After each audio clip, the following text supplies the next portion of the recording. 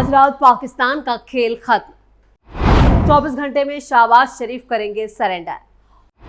ज्योतिषी ने की डराने वाली भविष्यवाणी, 2 दिन में खत्म हो जाएगा पाकिस्तान। नमस्कार, आप सभी का बहुत बहुत स्वागत है। आप देख रहे हैं स्पेशल स्टोरी, मैं हूं परवीन शेख। पाकिस्तान की बर्बादी का सिलसिला लगातार जारी है। पहलगाम अटैक का हिसाब भारत सूद समेत पाकिस्तान से वसूल रहा है। भारत ने युद्ध के मैदान पर पाकिस्तान के छक्के छुड़ा दिए हैं। पाकिस्तान लाशों के ढेर पर बैठा है और अपनी बर्बादी को काफी करीब से देख रहा है। भारत ने जो हमले पाक पर किए हैं उससे उसकी कमर टूट चुकी है। पाकिस्तान के हुक्मरान घुटनों पर आ चुके हैं। पाकिस्तान की खस्ता हालत से अब वहां के लोग भी पाक सरकार के खिलाफ सड़कों पर उतर आए हैं। ज्योतिषी भी भविष्यवाणी कर रहे हैं कि पाकिस्तान का वक्त बेहद खराब चल रहा है। ग्रह नक्षत्र भारत के साथ हैं। ज्योतिषी भी पाकिस्तान का सफाया तय बता रहे हैं। भारत के कई ज्योतिषियों ने इस बात की भविष्यवाणी की है कि आज रात पाकिस्तान खत्म हो जाएगा। अगर पाकिस्तान जंग में डटा रहता है तो अगले 24 घंटों में पाकिस्तान की हस्ती खत्म हो जाएगी।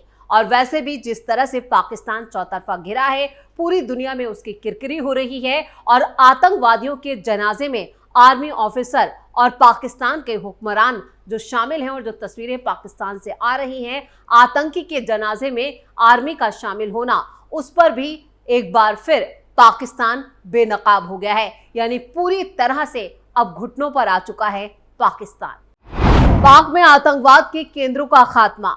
बिहार में कर्मियों को रखा गया हाई अलर्ट। पहलगाम हमले का बदला तो भारत ने ले लिया, लेकिन अब बारी पाकिस्तान को उसकी औकात दिखाने की भी है। भारत के ऑपरेशन सिंदूर ने पाकिस्तान की सारी हेकड़ी निकाल कर रख दी। पाकिस्तान के आतंकी ठिकानों को ध्वस्त करने का अभियान चल रहा है। दोनों देशों के बीच बनी तनाव की स्थिति को देखते हुए एनएसए अजीत डोभाल और आईबी चीफ केंद्रीय गृह मंत्री अमित शाह से मिलने उनके घर भी पहुंचे और एक लंबी मीटिंग चली। आपको बता दें कि ऑपरेशन सिंदूर के मद्देनजर लगातार प्रधानमंत्री नरेंद्र मोदी के साथ साथ केंद्रीय गृह मंत्री अमित शाह, रक्षा मंत्री राजनाथ सिंह के अलावा स्वास्थ्य मंत्री जेपी नड्डा और बाकी के जो अधिकारी हैं, जितने भी उनके साथ मुलाकात की और मौजूदा हालात पर चर्चा करते हुए भविष्य को लेकर एक बड़ी रणनीति बनाई गई है। और बताया यह भी जा रहा है कि इस मीटिंग के बाद एक बड़ा एक्शन प्लान तैयार किया गया है, जिसको अभी सीक्रेट रखा गया है। उधर जम्मू कश्मीर के उपराज्यपाल मनोज सिन्हा ने सुरक्षा बलों से मुलाकात करने और जमीनी हालात की समीक्षा करने के लिए उरी का दौरा किया। स्थानीय लोगों से मुलाकात भी की। पाकिस्तान ने कल रात उरी सेक्टर में नागरिक इलाकों को निशाना बनाया था।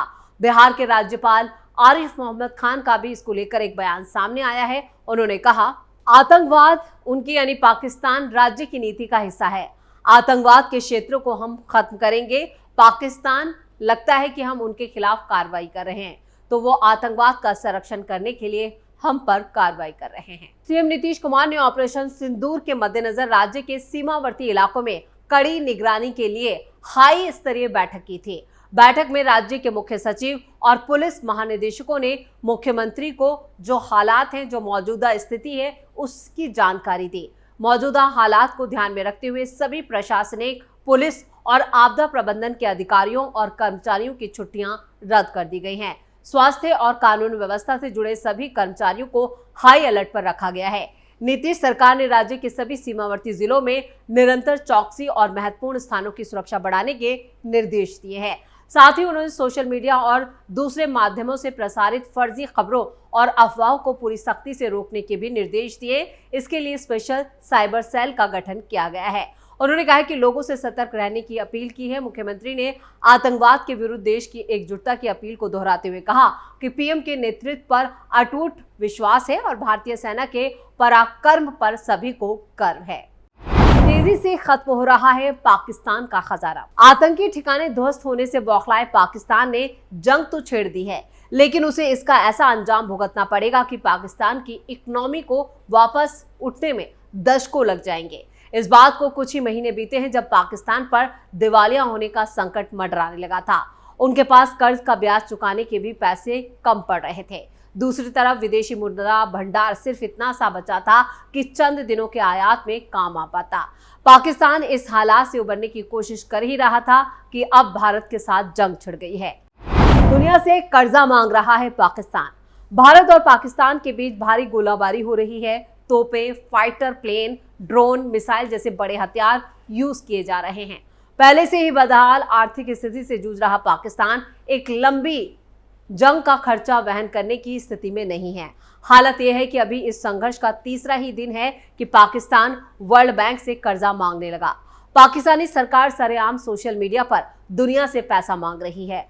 पाकिस्तान सरकार के इकोनॉमिक अफेयर्स डिवीजन ने एक्स पर एक पोस्ट में लिखा, दुश्मन द्वारा किए गए भारी नुकसान के बाद पाकिस्तान सरकार इंटरनेशनल पार्टनर से अधिक कर्ज लेने की अपील करती है। बढ़ती युद्ध और शेयर बाजार में भारी गिरावट के बीच हम इंटरनेशनल पार्टनर से तनाव कम करने में मदद करने का आग्रह करते हैं।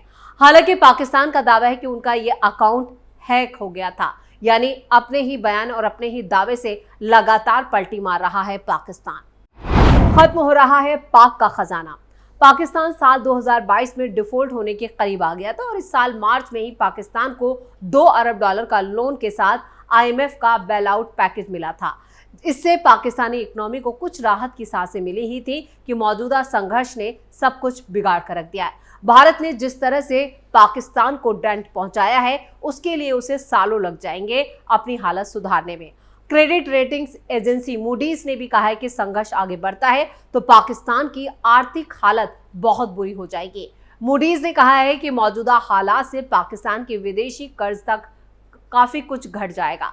साथ ही देश के विदेशी मुद्रा भंडार पर भी काफी दबाव बनेगा।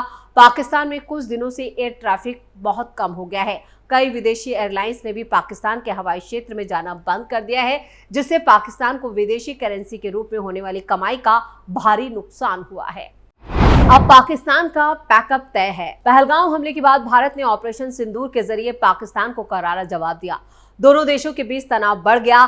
पाकिस्तान की तरफ से सीमा पर लगातार गोलीबारी हो रही है, लेकिन भारत भी पूरी ताकत से जवाब दे रहा है और उसे उसकी औकात दिखा रहा है। इसमें भी पाकिस्तान को मुंह की खानी पड़ रही है। इस बीच फिल्म मेकर अशोक पंडित ने एक क्रिएटिव इमेज अपने सोशल मीडिया अकाउंट पर साझा की और पाकिस्तान को चेतावनी दी।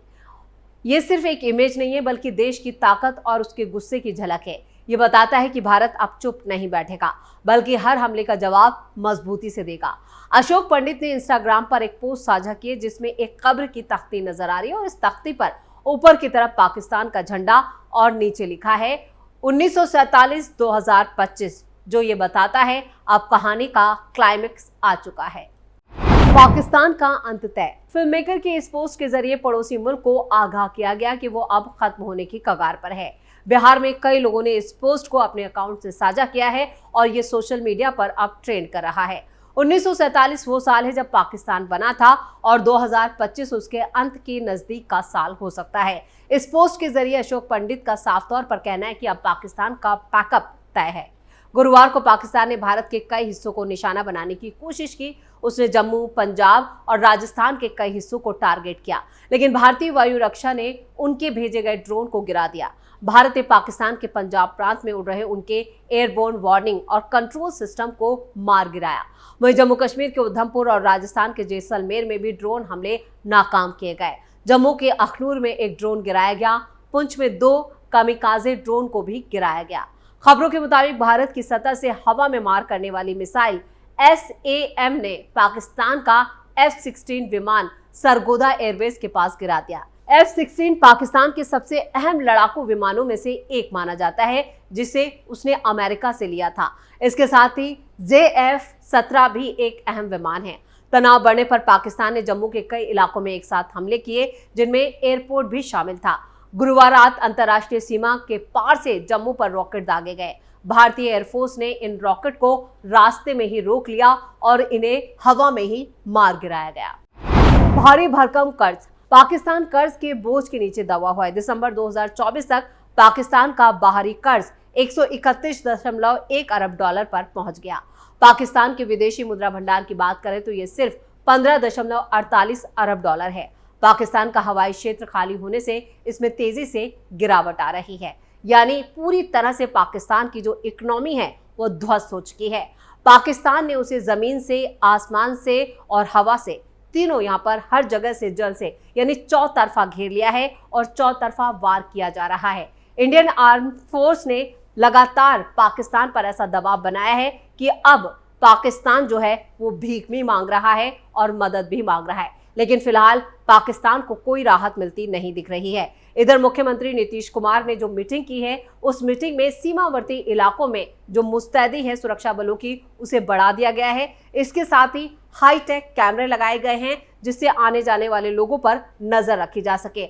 आपको बता दें कि बिहार के नेपाल बॉर्डर से लगे इलाके से 4 चीनी संदिग्धों को भी गिरफ्तार किया गया था और बताया जा रहा है कि इनका पाकिस्तान से कनेक्शन है और उनसे भी पूछताछ की जा रही है। यानी बिहार का जो पूरा बॉर्डर इलाका है, वहां पर सबसे ज्यादा सुरक्षा जो एहतियाती कदम है उन्हें मजबूत किया गया और सभी सुरक्षा बलों और जितनी भी सुरक्षा एजेंसियां हैं उन सभी अधिकारियों की छुट्टियों को रद्द कर दिया गया है और सभी को काम पर रहने के लिए और अलर्ट रहने के लिए कहा गया है। यानी बिहार ने अपने स्तर पर काफी सुरक्षा जो है उसे पुख्ता किया है। इसके साथ ही साथ आपात जो इमरजेंसी सेवाएं हैं उन्हें भी, उसके बंदोबस्त पर भी ध्यान दिया गया है, चाहे वो स्वास्थ्य सेवा हो या फिर यहाँ पर किसी भी तरह की अनहोनी से निपटने के लिए पुलिस सेवा हो या कोई भी सेक्टर की सेवाएं हैं, उन सबको अलर्ट पर रखा गया है। इसी के साथ स्पेशल स्टोरी में इतना ही। वीडियो कैसा लगा कमेंट करके अपनी राय जरूर दें। वीडियो को लाइक करें, शेयर करें और कैपिटल टीवी को सब्सक्राइब जरूर करें। धन्यवाद।